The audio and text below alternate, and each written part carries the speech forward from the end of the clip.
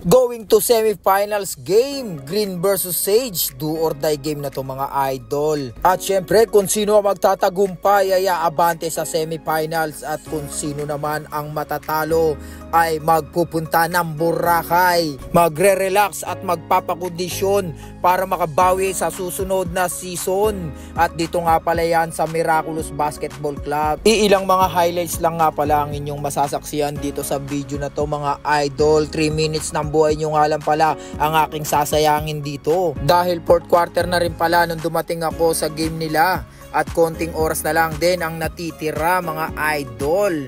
At dahil din marami kasing ginagawa si Jordan Clarkson nung araw na to mga idol. Kaya pasensya na kayo mga idol.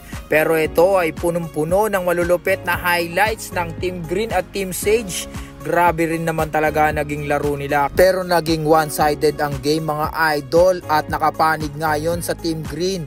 Dahil na rin siguro sa lalim ng roster ng team nila. Sabayan pa ng magandang connection ng bawat isa. Kasabay ng experience at tagal na nilang magkakasama. Kaya kitang kita ang connection ng bawat isa mga idol. At sa Team Sage naman, okay din naman ang lineup nila. Kaso nga lang kulang sila sa mga backup player. Kaya halos pagod na pagod ang kanilang mga key player at gamit na gamit. Kaya sa fourth quarter doon din sila tinambakan ng gusto ng Team Green. Kaya kitang kita ang pagiging one-sided ng game. Pero hindi rin talaga sumusuko ang Team Sage. Na kahit napakalaki na ng kalamangan ng Team Green sa kanila, hindi mo pa rin makikita sa kanilang mga mata ang pagsuko. Depensa kung depensa pa rin talaga ang kanilang ginagawa. Dahil kung sa ibang team yan, pag ganyan na kalaki ang kalamangan, hindi mo na makitang dumipensa yan. Pero sila talagang sabay kung sabay pa rin mga idol.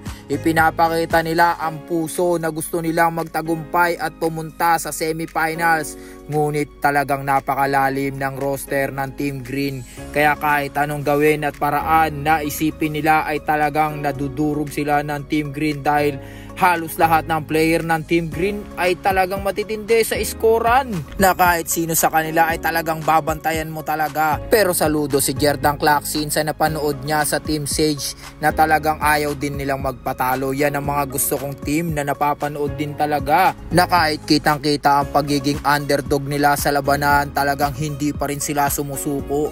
Yan ang mga puso ng mga talagang basketball player mga idol. Kaya sa Team Sage at Team Green, congratulations sa inyo parehas mga idol. Pero especially syempre sa Team Green na umabante na sa semifinals. At hindi ko alam kung ano ang makakalaban nila, kung yung number 1 ba o yung number 2. Dahil hindi ko alam ang format ng game syempre mga idol. Kaya ang nagtagumpay ang Team Green. And thanks for watching. Goodbye. Nasayang ko ang 3 minuto ng inyong buhay. Aha!